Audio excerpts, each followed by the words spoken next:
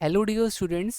आज की इस वीडियो में हम क्लास 10th का वर्कशीट नंबर 19 करेंगे, संसाधन। और यहाँ पे हम सीखेंगे मृदा अपरदन। तो मृदा अपरदन किसे कहते हैं, चलिए देखते हैं। मृदा के कटाव और उसके बहाव की प्रक्रिया को मृदा अपरदन कहा जाता है। किसे? तो जहाँ पे मृदा का कटाव होता है और वो मृदा आगे की बहाव की तरफ चली जाती है, तो उसको हम उस प्रक्रिया को हम मृदा अपरदन कहते हैं। मृदा के बनने और अपरदन की क्रिया आमतौर पर साथ साथ चलती है और दोनों में संतुलन होता है, परंतु मानवीय क्रियाओं जैसे वनोन्मूलन, अति पशुचारण और निर्माण और खनन इत्यादि से कई बार यह संतुलन भंग हो जाता है। तो बच्चों, जब हम ज़रूरत से ज़्यादा वनोन्मूलन मतलब होता है पेड़ों की कटाई करेंगे, अति पशुचारण करेंगे या फिर हम खनन करेंगे, तो ऐसे में क्या होता है, मृदा अपरदन बहुत ज़्यादा असंतुलित हो जाता है। प्राकृतिक तत्व जैसे पवन, हिम नदी और जल मृदा अपरदन करते हैं। तो ज़रा अब देखते हैं मृदा अपरदन करने के तरीके। तो पहला है अवनलिकाएं, चादर अपरदन, पवन अपरदन और गलत तरीके से खेत की जुताई। अब एक एक करके हम चारों को पढ़ेंगे। तो यहाँ पे सबसे पहला अवनलिकाएं, बहता जल और मृत कायुयुक्त मृदाओं को काटते हुए गहरी वाहिकाएं बनाता है, जिन्हें अवनलिकाएं कहते हैं। ऐसी भूमि जोतने योग्य नहीं रहती। कैसी भूमि बच्चों? ये जो अवनलिकाएं वाली भूमि होती है, और इसे उत्खात भूमि, बैडलैंड भी कहते हैं। चंबल बैसिन में ऐसी भूमि को रेवाइन, खड भी भूमि कहा जाता है। दूसरा पढ़ते हैं चादर अपरदन। कई बार जल विस्तृत क्षेत्र को ढके हुए ढाल के साथ नीचे की ओर बहता है। ऐसी स्थिति में इस क्षेत्र की ऊपरी मृदा घुलकर जल के साथ बह जाती है। इसे चादर अपरदन कहते हैं। कब बच्चों? जहाँ पर मृदा जल के साथ घुल के बह जाए, इसे हम चादर अपरदन कहेंगे। पवन अपरदन, पवन द्वारा मैदान अथवा ढालू क्षेत्र में मृदा का उड़ा ले जाना की प्रक्रिया को पवन अपरदन कहते हैं। जहाँ पे हवा से जो मिट्टी है उड़ के आगे चले जाए, उसे कहेंगे पवन अपरदन। अब गलत तरीके से खेत की जुताई। कृषि के गलत तरीके से भी मृदा अपरदन होता है। गलत ढंग से हल चलाने, जैसे ढाल पर ऊपर से नीचे की ओर हल चलाने की वाहिकाएं बन जाती है, जिसके अंदर से बहता पानी आसानी से मृदा का कटाव करता है। तो ये भी बच्चों मृदा अपरदन का एक कारण बन जाता है।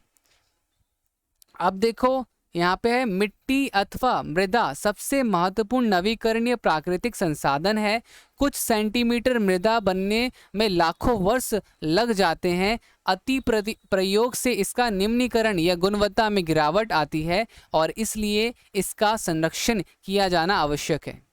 तो चलिए यहाँ पर कुछ वनोरोपण, मृदा संरक्षण के उपाय जो है वनोरोपण, रक्षक मेलखा और पट्टी कृषि और समोच्च जुताई, ये बच्चों यहाँ पर कुछ इसके उपाय थे। तो चलिए यहाँ पर हमारे पास कुछ प्रश्न हैं, तो अब इन प्रश्नों को देख लेते हैं क्या ये प्रश्न दे रखे हैं। तो चलिए बच्चों स्टार्ट करते हैं। तो यहाँ पे हमारा पहला प्रश्न हम यहाँ से देखेंगे। तो पहला प्रश्न बच्चों आपको दिख रहा होगा आप सबको, मृदा संरक्षण के कुछ उपाय पर अपना विचार लिखिए। तो उत्तर में हम यहाँ लिखेंगे कि वह सभी उपाय जिनमें मिट्टी को विनाश से बचाते हैं वह मृदा संरक्षण के रूप में जाने जाते हैं। तरीके: वृक्षारोपण करना। जब हम जितना ज़्यादा वृक्ष लगाएंगे तो उससे मृदा संरक्षण और ज़्यादा होगा। फिर दूसरा है समोच्च जुताई करना, ठीक है। फिर बच्चों तीसरा है आपका पट्टी कृषि करना, और चौथा है रक्षक मेलखा लगाना, और पांचवा तरीका है अतिचारण पर रोक, ठीक है। जरूरत से ज़्यादा एक जगह पे चरना नहीं करना चाहिए, नहीं तो उससे मृदा अपरदन होना शुरू हो जाता है, ठीक है। चलिए दूसरा प्रश्न देखते हैं। दूसरा प्रश्न है आपका, मृदा अपरदन के प्रकार का वर्णन कीजिए।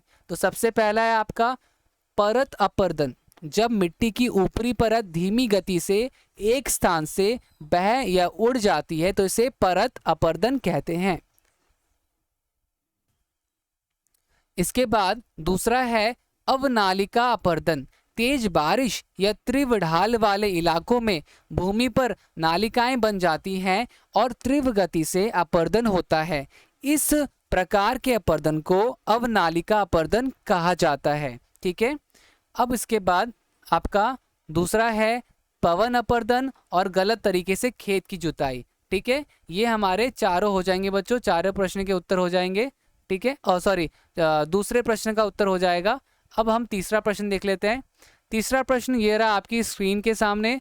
तो बच्चों इस प्रश्न को स्टार्ट करने से पहले अगर आपने अभी तक लाइक नहीं किया तो प्लीज़ चैनल को लाइक कीजिए और इस वीडियो को लाइक कीजिए, चैनल को सब्सक्राइब कीजिए, बेल आइकन प्रेस करना मत भूलिएगा ताकि जब भी मैं न्यू वीडियो निकालूं आपके पास नोटिफिकेशन आ जाएगा। ठीक है बच्चों, एंड लाइक तो ज़रूर किया कीजिए क्योंकि जब इससे मुझे मोटिवेशन मिलती है आपके लिए ऐसी वीडियोज़ बनाने के लिए। आप सब बच्चों खुद इतनी मेहनत करते हैं, वर्कशीट्स करते हैं, तो आप सब खुद सोच सकते हैं कि कितनी ज़्यादा हार्डवर्क लगती है ऐसे कामों में, तो थोड़ा सा अप्रिशिएट आप सबको भी करना चाहिए। सो स्टार्ट करते हैं आप क्वेश्चन नंबर 3।